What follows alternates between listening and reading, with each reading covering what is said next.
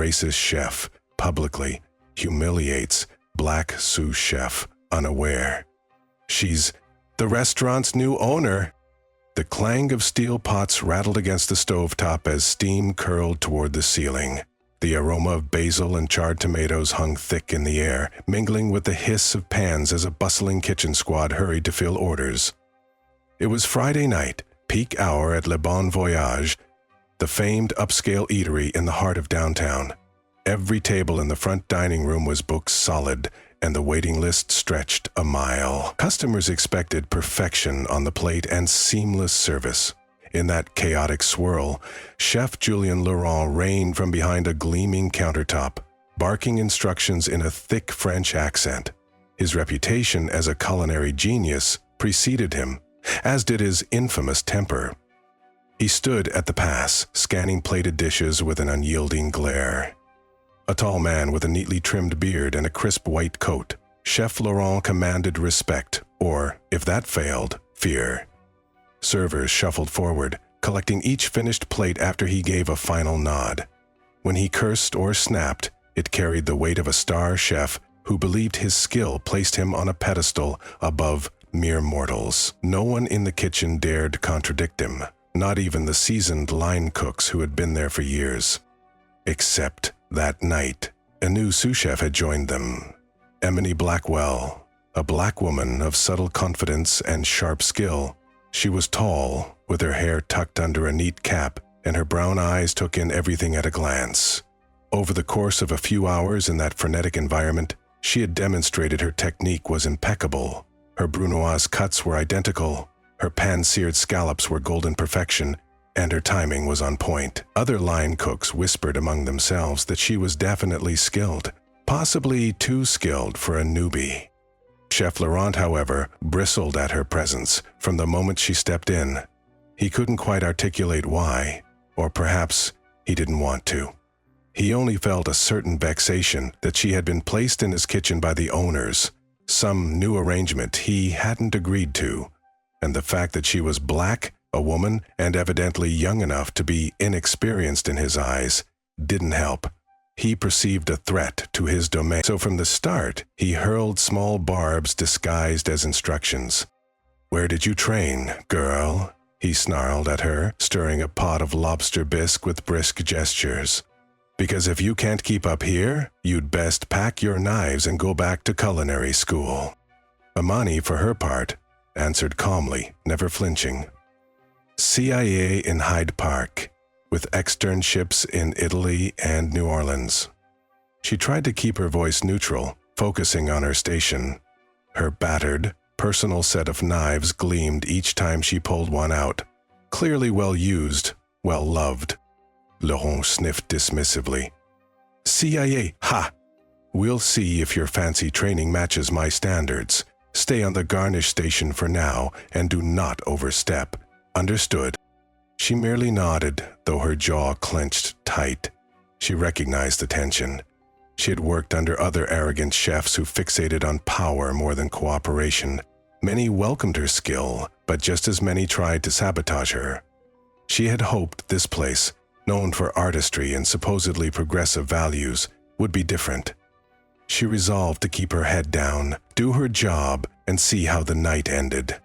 But as service progressed, she couldn't help stepping in when the line needed help. When one cook burned a sauce, she swiftly replaced it with a fresh batch, saving precious minutes. When a station became overloaded with too many orders at once, she hopped in to portion out braised duck legs. Laurent noticed her flitting from station to station, assisting smoothly. He didn't like it one bit. At one point, a line cook named Tricia nearly dropped a pot of simmering bouillabaisse. Amani leapt forward, grabbed it firmly to prevent spillage, and quickly wiped the edge of the pot so no contamination would occur. She finished plating the dish without skipping a beat. The wide-eyed gratitude from Tricia was obvious. But Chef Laurent glowered from across the kitchen. He marched toward them, nearly knocking a stack of plates aside in his haste. "And who said you could run that station? Is this your domain?" Amani kept her tone measured. "I was just helping. The order was behind and... "Do not talk back to me," Laurent hissed, jabbing a finger dangerously close to her face. A hush fell among the cooks, all of them covertly watching. The chef's voice rose, cutting through the sizzling pans. "I am the head chef here. You, an unproven sous-chef, do not help unless I tell you to help. This is not your show." Amani swallowed. She fought the urge to fire back a retort. Her father had always taught her, let the other person's anger expose them. You keep your dignity. So she set her jaw and answered in a quiet voice, "Yes, chef." "Understood." He sneered and spun away, returning to the pass. She released a small breath. She wasn't about to cause a scene, not in the middle of the dinner rush. Still, she felt a prickle of humiliation on her cheeks, and that old ache of anger she'd encountered too many times in her career. But she pushed it aside. She thought to herself, "I have a mission here, something bigger than showing up this arrogant man. Let him talk." By midnight, the final orders went out and the staff began cleaning down. Usually, Chef Laurent might allow his team a few words of praise or a short break, but he was in a foul mood that only worsened as the hours wore on. The new sous-chef had performed too well in his estimation, overshadowing the novices and making him look less essential. He decided he'd put her in her place before the next day. After everyone else clocked out, Amani lingered to tidy her knives and ensure the stations were spotless. She was a stickler for organization, a habit from her earliest days in a kitchen. That was when the chef cornered her near the dishwashing area, where the overhead lights flickered slightly. He stared at her with open hostility. "You think you're special, don't you?" he demanded, folding his arms. "Barging in here with your fancy CIA resume, trying to impress my staff, like you're some shining star." Amani set her knives in their roll carefully before meeting his gaze. "No, chef. I just do my work to the best of my ability. I want the restaurant to succeed." He barked a laugh. "The restaurant, right. That's my responsibility, not yours. The owners trust me, and you, whoever recommended you, should have known better. We've had top sous chefs come through here, and you're not fit to scrub their pots, let alone match me in the kitchen." Amani braced herself, each word stinging more than it should. She forced calm, though her temper quivered. "Chef, if there's a specific concern about my performance, I'm open to hearing it. But insulting me personally?" Laurent snarled, stepping closer. "Oh, now you're lecturing me on how to speak in my kitchen? You people always think you can waltz in, talk about respect and fairness, but you're not ready for real culinary demands. That's the problem with your kind." Her kind. There it was, laid bare, no attempt at subtlety. A flood of adrenaline rushed through her veins. She almost told him right then who she truly was. She almost let slip that she wasn't just some random hire, that she was in fact the new majority owner of Le Bon Voyage, having purchased controlling shares from the previous owners just last month. The staff didn't know yet. The official announcement was scheduled for next week. She had requested anonymity for a short period so she could observe the real dynamics. Now, faced with this naked prejudice, she had to clamp her mouth shut to keep from shouting the truth. He took her silence as a sign of weakness and smirked. "Nothing to say? Good, because let me tell you something. No matter your skill, no matter your big talk, you don't belong here. This is a top-tier French restaurant, and we maintain certain standards. Standards you can't meet if you can't follow the chain of command." She glared, trembling with suppressed anger. "I do follow command, chef, but you have no right." "I have every right," he roared, and the sound echoed in the empty kitchen. He stabbed a finger in her direction. "You'd better watch yourself. Tomorrow, I want you in prep only. No stepping onto the line. If you do, I'll personally see you blacklisted in this city. Understood?" Amani inhaled slowly. Yes, chef, she murmured, forcing her voice not to shake. He snorted. Get out! She grabbed her knives and laughed, heart thundering. In the chilly night air, she allowed tears of rage and hurt to form, though she quickly wiped them away. She reminded herself she had endured such bigotry before, but this time she had real power to fix it. She recalled a meeting scheduled for tomorrow with the board of investors. She was due to discuss the final transition of ownership. She intended to reveal the toxic environment she'd witnessed. Chef Laurent would soon learn that humiliating her had consequences. The next morning, she arrived early again, abiding by the humiliating instruction to remain in the prep area. Her mood felt like a coiled spring. She watched from the corner as the rest of the staff trickled in. Chef Laurent breezed past with a smug grin, clearly expecting her to do menial tasks. She braced herself, determined to keep composure until the evening, when she'd meet the investors and finalize the purchase. That night, the truth would come to light. She spent the morning chopping, washing, portioning ingredients, and finishing marinade for the day's proteins. At times, other line cooks gave her apologetic looks, muttering that the chef was in a foul mood again. But no one dared confront him. She just shrugged it off, focusing on producing top-notch prep. The fish was deboned with surgical precision, the vegetables cut with laser-straight edges. The lunch rush began. Amani felt restless, hearing the shouts from the line. She ached to help expedite her plate, but she had no illusions about the chef's response if she tried. So she did small tasks, stepping in only when someone explicitly asked for a refill of sauce or a missing garnish.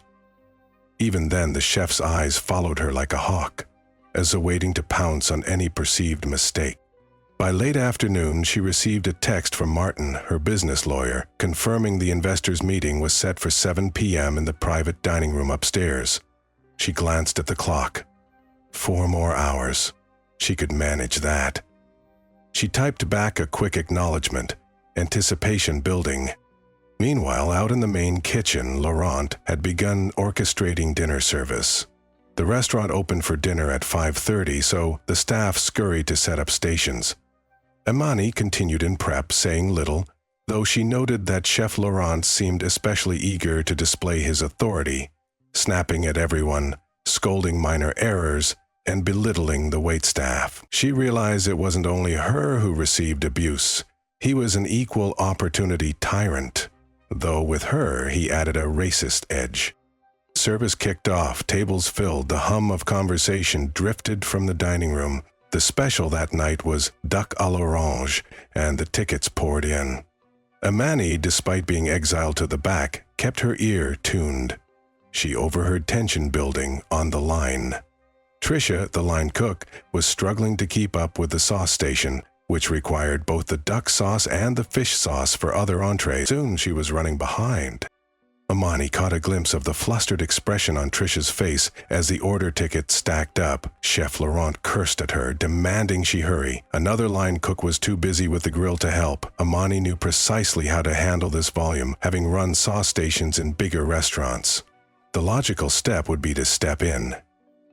But she also remembered last night's threat. If she tried to help, the chef might blow up again. She hovered near the dividing line between prep and the main area, heart pounding with empathy for Tricia. The tickets kept printing. The chef barked for new sauce. Tricia nearly dropped a ladle in her haste. Finally, unable to stand idle, Amani grabbed a spare apron, slid up to the station, and quietly said, "I'll handle the fish sauce, okay? You do the duck."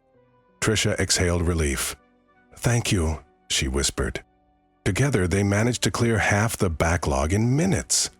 Amani's efficient moves saved each dish from going out late.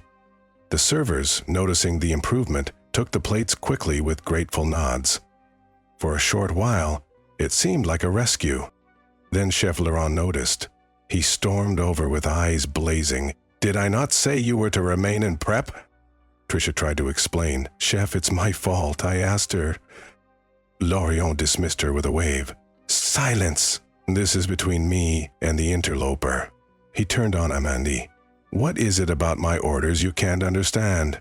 I gave you one simple task. Stay out of my line, but here you are, meddling." Amani bristled. The station was in the weeds. Orders were delayed. I stepped in for the sake of the customers. "And you think you're a hero now?" he spat, loud enough for half the kitchen to hear. "A hero? Or maybe the boss? Let me tell you something. You're not the boss here.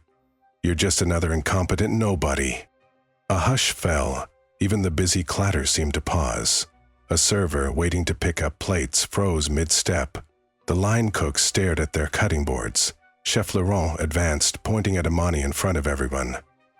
"I don't care where you came from or what illusions of grandeur you have. This is my kingdom, and you are a worthless pawn. You belong in the background, away from the real cooking. Is that clear?" Amani's cheeks burned. She felt every eye on her, that familiar wave of humiliation washing over. She clenched her fists, inwardly counting the hours until the meeting. She told herself, "Soon, you'll reveal everything." But at this moment, the chef's rage was unstoppable. He continued, voice dripping with contempt. "Don't you dare talk back. In fact, gather your things. You're done tonight. I can't have your interference. You can do the scullery if you want, or you can leave." She held her ground for a moment, ignoring the tremor in her voice. "Chef, He slammed a ladle on the countertop, making everyone jump. "Get out! Now!" Glaring, she unfastened her apron, carefully placed it on a hook, and stepped away from the station. She could sense the pity from the other cooks. Without another word, she left the kitchen, chest tight with anger and shame. She changed into her street clothes in the small locker area, each breath like a hot brand in her lungs. No job was worth this abuse, she thought. But she reminded herself of the bigger mission. In less than an hour, she'd be meeting with the investors to finalize her ownership. She'd intended to remain incognito a bit longer, but after tonight's outburst, it couldn't wait. At 7 p.m. sharp, Amani stood in the private dining room on the second floor. It had been prepared for a special meeting. Crisp tablecloth, pitchers of water, a few notebooks. The 4 main investors arrived, greeting her politely, though they assumed she was perhaps a liaison or an assistant to the new prospective owner. Then, Martin, her business lawyer, entered, and with a confident smile introduced her properly as the buyer. She glimpsed the investors' startled looks. The oldest investor, Mr. Reynolds, adjusted his glasses. "Miss Blackwell, I didn't realize you were the principal investor. We all thought we'd be meeting a team, or, well, we just weren't informed." Amani offered a small smile. "I asked for discretion. I wanted to see the operation from within first, get a feel for how things really ran. My thanks for keeping the specifics quiet." One of the other investors, Mrs. Hugh, nodded in understanding. "We're glad you've experienced it firsthand, though I hope that experience was positive." Amani hesitated, meeting their gazes. "Truthfully, it's been enlightening, but not entirely positive. I want to discuss the current leadership, specifically Chef Julien Laurent. I've encountered serious issues with his treatment of staff, bordering on hostility and discrimination." An uncomfortable silence thickened. Martin cleared his throat. "Miss Blackwell is finalizing her acquisition of the majority stake in this restaurant. She aims to improve not just its finances, but also the work environment." Mr. Reynolds knitted his brows. "Chef Laurent is famous, though. His name draws customers. We heard rumors that he has a temper, but we didn't realize—" Amani inhaled. "Temper is one thing.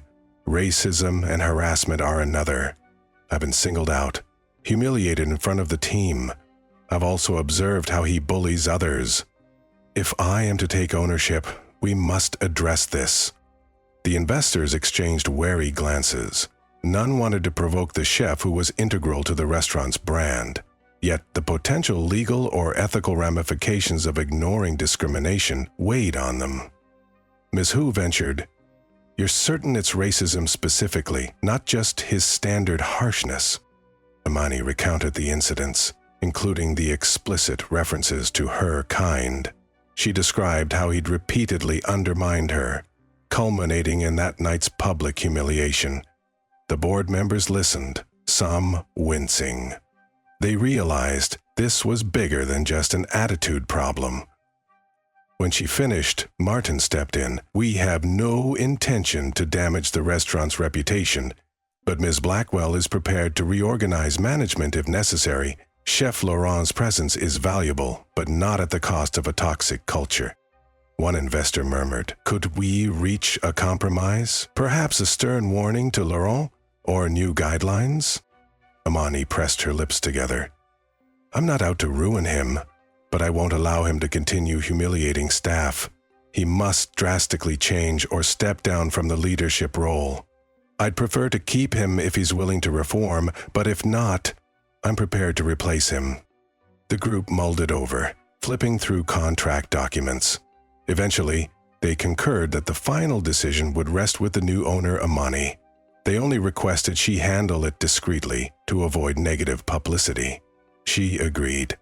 The final signings took place, officializing Amani as the majority shareholder and thus the controlling owner of Le Bon Voyage. The other investors would remain with smaller stakes, content to watch from the sidelines. They concluded near 8 p.m., and Amani felt an enormous weight lift from her shoulders. She was now, legally, the proprietor of the restaurant that had so rudely cast her aside just hours ago. She intended to reveal it the next morning, though she suspected word would trickle out soon. She parted ways with the investors, who offered polite congratulations. Martin lingered, shaking her hand with a grin. "Now the real challenge begins," he teased lightly. "Good luck." "I'll need it," she replied, half laughing. "Thanks for your help, Martin." Left alone in the private dining room, she glanced around at the elegantly set table and felt a surge of resolve. She'd face Chef Laurent. She wouldn't come storming in with a vengeance, but she'd be firm. He needed to understand times were changing. She decided to head downstairs.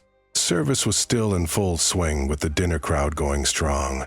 She could hear the clamoring hustle as she descended. She suspected the chef was in the thick of it, likely slinging insults at whomever displeased him. As the new owner, it was time to watch him in action from a different vantage.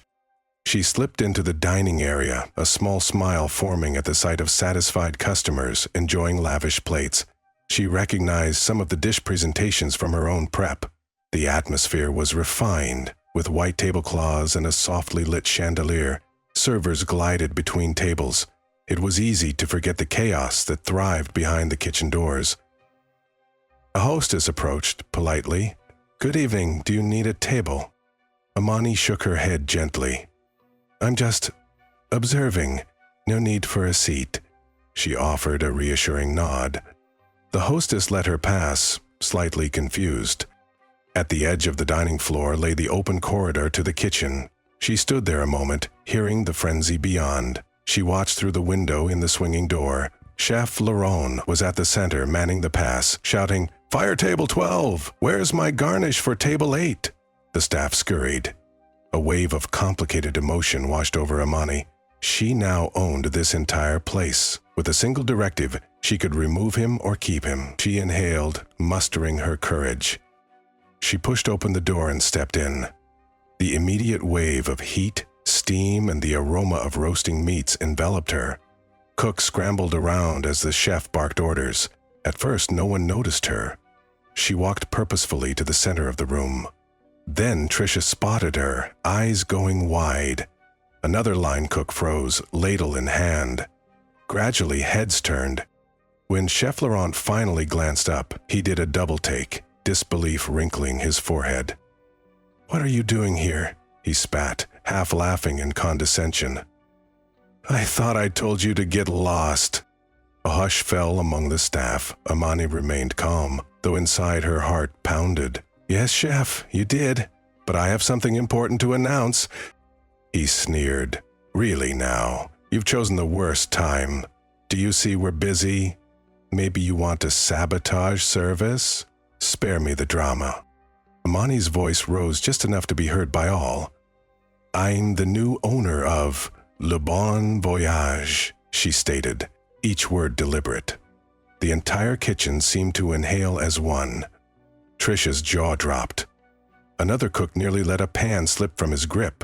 Servers paused mid-step, eyes darting. Chef Laurent blinked, mouth opening but no sound emerging at first. Then he burst out in a cynical bark of laughter. "You're joking.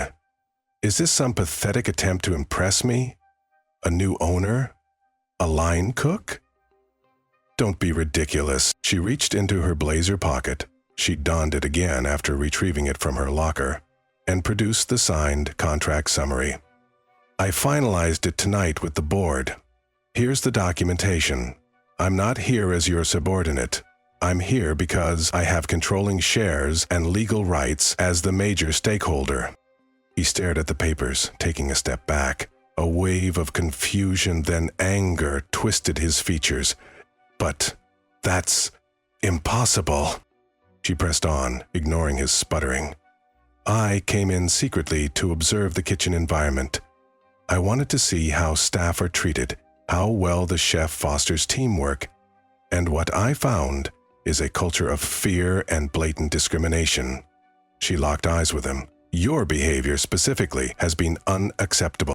A collective hush blanketed the room, so deep one could hear the simmer of sauce in a distant pot. Chef Laurent's face turned a shade of crimson, disbelief warring with outrage. He looked around, perhaps hoping someone would leap to his defense. Most staff stared at the floor or their stations, unwilling to cross the new owner. Finally, he managed a bitter laugh. "So, that's it then? You come in, pretend to be a sous-chef, trick me into losing my temper, and now you want to, what, fire me?" Amani regarded him calmly. "Ideally, no. I'd prefer a transition that keeps this restaurant successful. You have undeniable culinary skill, chef, but your leadership style, especially your racist remarks and humiliations, cannot continue." He stepped forward, voice low but seething. "You think you can run this place without me? My name is on the marquee. People come for my cooking, my signature dishes. You're playing with fire, little girl." She held his gaze, refusing to be intimidated. "Your name helps, but the cuisine can stand on its own, especially if the environment fosters real teamwork. If you can't see that, we can find another way. I won't tolerate your bigotry." He looked like he wanted to throw a pan across the room. Instead, he spat on the floor near the drain. A shocked gasp rose from a few staff. "Big words from a con artist," he snarled. "But you don't scare me. This kitchen is mine." Amani stiffened. She could sense the staff's anxiety, the tension so thick it almost choked the air. She forced a measured tone. "Do you hear yourself? You're letting your pride overshadow everything else. This is not your personal fiefdom. It's a restaurant that belongs to the owners, myself included, and to the employees who give their labor and passion daily. I'm giving you a choice. We can find a path forward with mutual respect, or you can leave." His face contorted. He shot a desperate glance at the staff, but no one spoke in his defense. Many looked sympathetic to her. Maybe they'd endured his tyranny for too long. "Fine," he hissed. "If those are my choices, let me tell you, I'd rather burn this place to the ground than bow to you." He ripped off his apron, threw it on the floor, and stepped away from the stove. The entire line paused, half-cooked dishes momentarily forgotten. "You want me out? I'll walk away right now. Let's see how you handle the rest of service without me. Let's see your precious kitchen crumble." Amani's heart pounded. This meltdown was more extreme than she'd hoped, but she maintained a steady posture. "So be it," she said softly. "Walk away if that's your choice. I'm not forcing you. But if you do, there's no coming back. That door will close." He let out a harsh bark of a laugh. You have no idea what you've just done." He turned, grabbed his coat from a hook, and shouldered past the line cook. "You'll regret this." He threw over his shoulder, then stormed out of the kitchen door, leading to the back alley. A moment of stunned silence followed. Everyone stared at the door he'd slammed behind him, then turned to Imani. She stood, exhaling. That was not exactly the controlled scenario she'd envisioned, but perhaps it was for the best. She lifted her chin, scanning the half-finished dishes. "We have customers expecting dinner. We can't let them down. Let's reorganize. Who's got the sauce station?" Trisha tentatively raised her hand. "I do, but..." Imani offered a reassuring nod. "We'll do this together. I'll expedite. If any of you want to step up to help with plating or final touches, let's do it. We finish tonight's service as a team. Tomorrow, we'll figure out the permanent plan." A wave of relief seemed to wash over them. Some line cooks nodded vigorously, eager for leadership that wasn't verbally abusive. The servers behind the pass exhaled, adjusting their stance. And so the night went on, with Imani stepping into the chef's vacated role, calling out orders, assisting each station, ensuring plating matched the restaurant's high standards. She guided gently but firmly, praising quick solutions and calmly correcting mistakes. The staff responded with surprising synergy. By closing, though a bit behind schedule, they managed to serve every table without meltdown. The customers didn't seem to notice any difference, many leaving compliments about the meal. The staff's morale soared at the absence of screaming or insults. As the final plates returned, a handful of them actually cheered quietly. One of the older line cooks, Javier, approached Imani while she wiped down the station. I'm sorry it got so tense with Chef," he murmured. "He's always been intense, but lately he was worse. Thank you for stepping up. That was probably the smoothest end to service we've had in a while." She gave him a grateful smile. "You all did the real work. I just pointed in the right direction." Trisha piped in, "I can't believe you're actually the owner. I had no idea. And you can cook better than half of us. This is... wow." Imani shrugged, a little embarrassed. "I wanted to see the real environment. Sorry for the secrecy. We'll hold a formal meeting soon to clarify everyone's roles. We have to figure out if Chef Laurent is gone for good, or if we can salvage something. But no one should endure bigotry. That's for sure." They nodded. A sense of cautious optimism shone in their faces. They parted ways, each heading home. Imani locked up last, feeling a swirl of exhaustion and triumph. Despite the dramatic confrontation, they had proven they could run a busy service without the terror of an abusive chef. Early the next morning, Imani convened a staff meeting in the dining area. Waiters, bartenders, and kitchen staff gathered, some still rubbing sleep from their eyes. She introduced herself properly as the new owner, explaining how she had purchased the controlling stake. She acknowledged the abrupt nature of last night's reveal, but promised a culture of respect moving forward.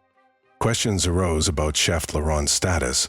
Imani explained that he had effectively resigned, though she'd be open to a conversation if he returned, willing to respect everyone.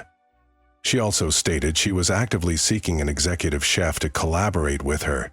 Meanwhile, she invited input from the existing team on how to refine the menu, improve communication, and reduce stress.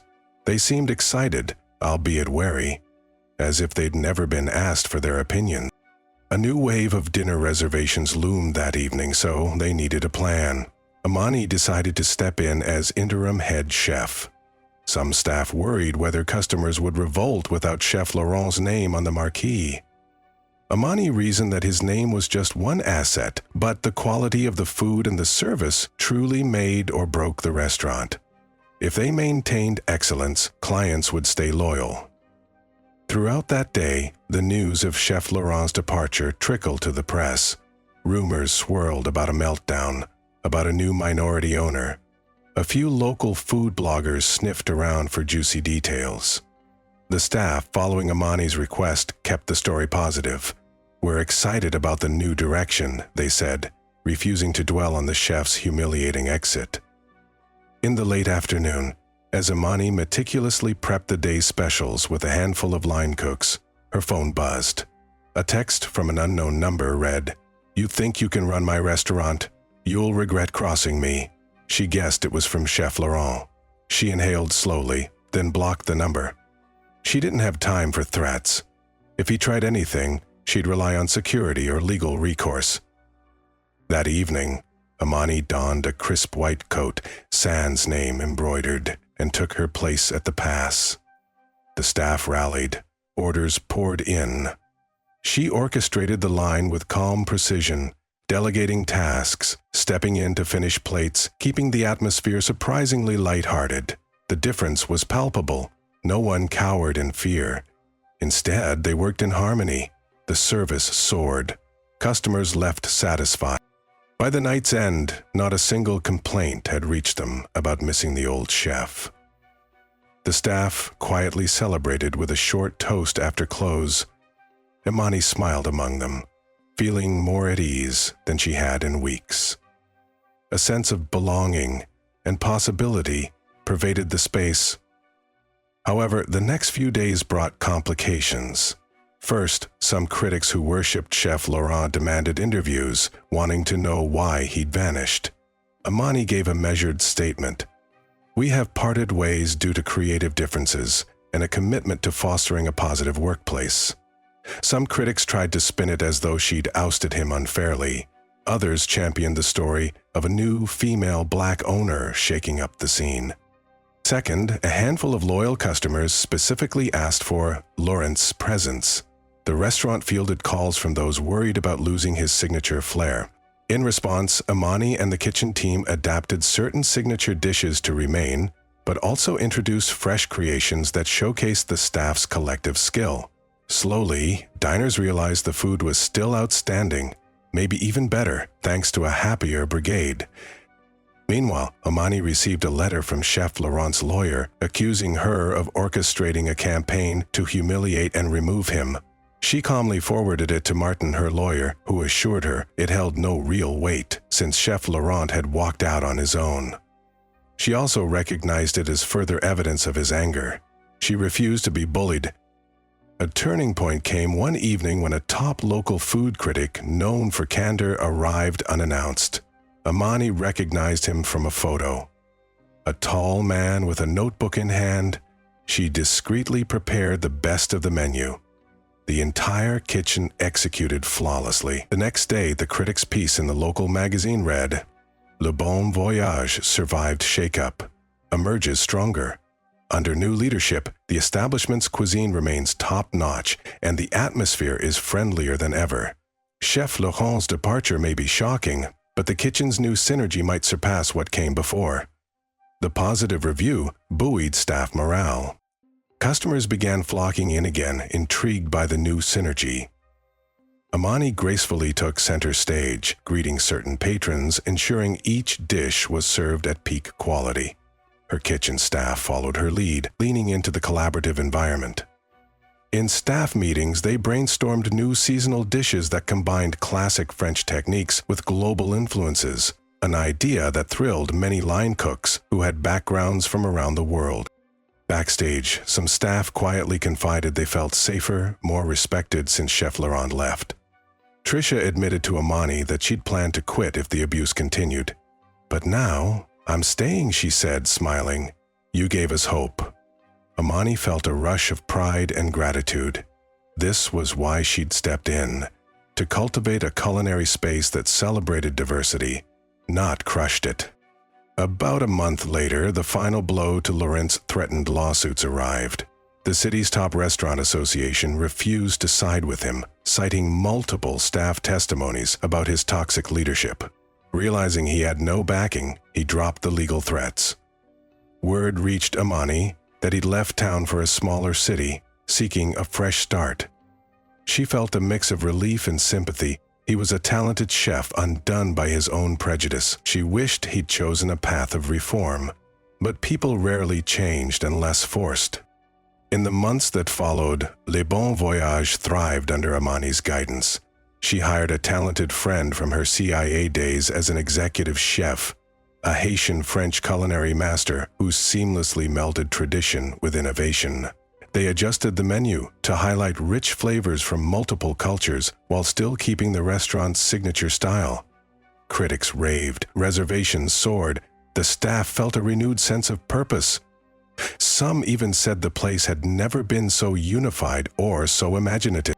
Eventually, Amani decided to rebrand slightly. She introduced the phrase, "a global French experience," under the classic Le Bon Voyage sign, acknowledging that French cuisine could welcome global influences.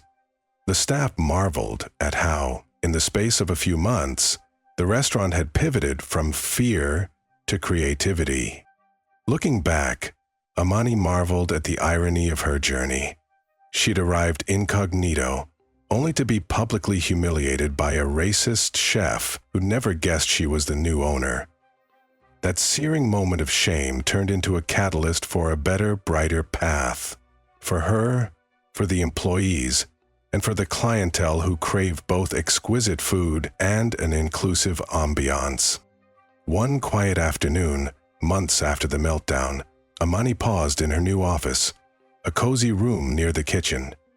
She flipped through a scrapbook she'd begun assembling, newspaper clippings, glowing reviews, staff notes of thanks. Her phone chimed with an email from Trisha, sharing a new sauce recipe she wanted to test. A faint smile curved Amani's lips. This was the fruit of standing up to prejudice, an environment where all voices could be heard, where a person's color or background didn't bar them from success. She sipped a cappuccino while gazing at the traffic beyond the window. People bustled by, unaware that behind these walls once lurked an oppressive presence who tried to crush a nobody sous-chef. They had no idea how close the restaurant came to losing its soul under that tyranny. She exhaled softly, letting gratitude fill her. Fate had placed her in the right position with the right power to enact change. Yet she reflected that it wasn't just about power, it was about principle. She'd encountered bigotry throughout her career, too often lacking the influence to respond. Now that she possessed it, she used it for good, lifting others, ensuring no one else endured that humiliating cruelty. That felt like the greatest victory of all. Later that day, the dinner rush began again. She took her place at the pass, greeting her new executive chef with a grin. Together, they oversaw the symphony of cooking. She called out orders calmly, the staff answering with, "Oui, chef," in a spirited nod to the restaurant's French heritage. The lines hummed, the plating soared, each dish a tiny masterpiece. A middle-aged couple walked in, recognized her from a newspaper article and offered quiet congratulations. She smiled warmly, stepping out to chat for a minute. "We've been coming here for years," the husband said. "Under the old chef, the food was good, but the atmosphere felt tense. Now it's just as delicious, and everyone seems happy." "Thank you for that." She felt her chest swell with pride, replying with sincere humility that it was a team effort. When the last plate left the pass, she turned to the staff. "Well done, everyone. Another great night. Let's keep it rolling tomorrow." They beamed, nodding, and set about cleaning up.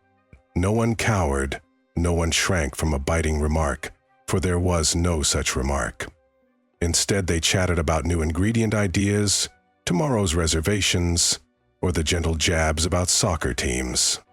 This was the kitchen culture Amani always believed in, where respect and passion fueled innovation, where mistakes were corrected, firmly but kindly, where ambition was celebrated, not stomped upon. The star of the show was the collective skill, not the ego of a single chef. As she strolled through the silent dining room after close, flipping off lights as she went, Amani recalled the first night Chef Laurent had publicly humiliated her, sneering at her skill, her background, her presence. He had no idea she was the restaurant's new owner, the one who held the final say. Even now, the memory stung slightly. But she drew strength from it. She whispered to the empty tables, "We overcame that." Then she locked the front doors, stepping onto the sidewalk. The moon glowed above, and a gentle night breeze ruffled her hair. She inhaled the city's mixture of scents: urban bustle, distant flowers from a nearby park, hints of the ocean not far away. Each breath felt like a reaffirmation that she belonged here, forging a path that merged gastronomic excellence with human decency. Days became weeks, weeks became months, and Le Bon Voyage blossomed into a must-visit destination. Food magazines championed the new leadership's inclusive style. Diners raved about the vibrant flavors. Staff turnover plummeted, morale soared. Some employees who had left under Laurent's tyranny even returned, drawn by stories of a transformed environment. Meanwhile, Imani discovered she thrived in the leadership role, balancing creative direction with business savvy. She delegated enough to let others grow. She occasionally hopped on the line to test a new technique, marveling that she still got to do what she loved, cooking, albeit with added responsibilities. When friends asked if she missed being a normal sous chef, she sometimes admitted she missed the simpler times in a smaller environment. But then she'd recall how Chef Laurent had made that environment anything but pleasant, and she recognized that by stepping up, she protected future chefs from similar abuse. That was worth the trade-off. One Sunday, Imani was strolling the produce market, scouting for fresh ideas. She spied a familiar figure a few stalls down, scanning eggplants. Chef Laurent. Wearing casual clothes, posture slumped. Her breath caught. She considered turning around, but something compelled her to approach. He noticed her, eyes flicking with the old anger. He set down the eggplant, stepping away from the stall. "So, you shop here too," he said, voice guarded. She nodded, heart pounding. "Yes, I always source local produce for the restaurant." He sneered faintly. "Ah, your restaurant, the place I built up for years. They say it's doing fine without me. Must be nice for you." She studied him. Some of the fire in his gaze had dimmed, replaced by bitterness. Still, she refused to stoop to petty gloating. "The place was built by many, chef. You contributed your skill, but your behavior overshadowed it. I wish it had ended differently." He glared. "You cost me everything. My job, my reputation. I had to take a lesser position in a smaller city." Her chest tightened with a complicated swirl of empathy and righteous indignation. "You cost yourself everything," she countered softly. "You humiliated me and countless others. Racism, bullying, intimidation. That was your choice. We could have collaborated, but you refused." He looked away as if stung. Silence hung. Then he mumbled, "I lost my head, maybe. Doesn't matter now. Enjoy your throne." She sighed. She knew an apology wasn't likely. "Take care, chef," she said gently, then left him among the produce stalls. She didn't feel triumphant, just a tinge of sadness that a brilliant chef had thrown away greatness out of prejudice. Returning to Le Bon Voyage with a basket of fresh vegetables, Imani reminded herself that not all stories tie up neatly with redemption. Some individuals can't break free from the shackles of bigotry. But her story, at least, had a positive arc. She turned what could have been a scarring moment of humiliation into a catalyst for building a better restaurant. That evening, the staff whipped up a special seasonal tasting menu featuring the produce Imani brought in. Roasted squash soup with hints of cinnamon, seared cauliflower steaks with a saffron lime drizzle, plus a succulent dessert involving sweet potato mousse. Each dish was plated with artistry that mirrored the synergy among the kitchen team. Critics, upon returning, found fresh delights that still honored French tradition, but infused new global twists. Halfway through service, Amani walked through the dining room greeting tables. The warmth from patrons' smiles rekindled her sense of purpose. One table recognized her, offering compliments for the new direction. Another table asked for a quick photo with the brilliant chef owner. She obliged graciously, though she still felt more comfortable in the kitchen than in the spotlight. Back in the kitchen, she took the pass from her executive chef for a few minutes, calling out orders. Trisha grinned, finishing a garnish for the duck confit. Javier flambéed pears, sending a brief flare of fire upward. Laughter erupted at some small joke, a sound once alien in Chef Laurent's domain. Amani smiled to herself, thinking, "This is how a kitchen should feel, supportive, alive with creative energy." At the end of the night, as staff cleaned up, the conversation among them buzzed about new ideas for Sunday brunch. Amani felt a gentle tap on her shoulder. She turned to see Trisha, smiling wide. "Thank you," the line cook said softly, "for everything. I almost left cooking entirely because of how it was before.